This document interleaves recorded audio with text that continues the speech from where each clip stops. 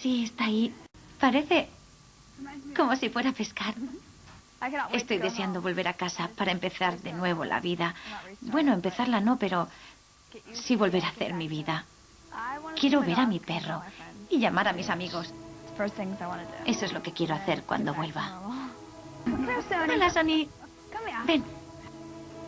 Sí. Has tenido un accidente de moto. El dolor. ¡Dame un equipo de pruebas! ¿Qué? ¡Un tubo para coger ¿Ha muestras! disminuido el cuello? ¿No os podéis dar más prisa? No.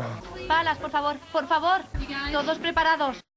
Cuando se giró vio como a Philip le golpeó el coche y voló por los aires. Pensaba que me estaba tomando el pelo. Pensé, llévame a mí en vez de a él.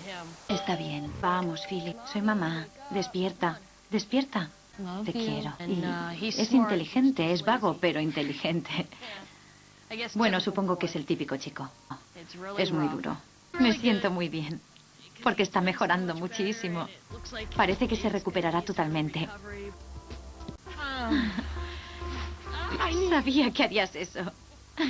Abrázame.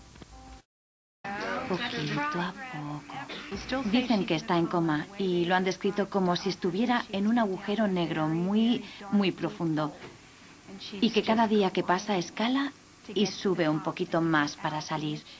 Y que verá la luz un poco, pero que todavía está en coma. Es muy duro.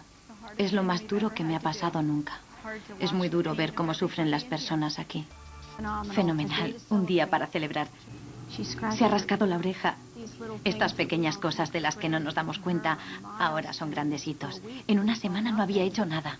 Es lo peor que le podría pasar a cualquiera. Tener un niño tan grave. Llega al centro de urgencias. Tranquilo, te curarás. Dentro de poco podremos volver a casa. Quieren asegurarse de que todo irá bien. Pero no tienen ni un rasguño.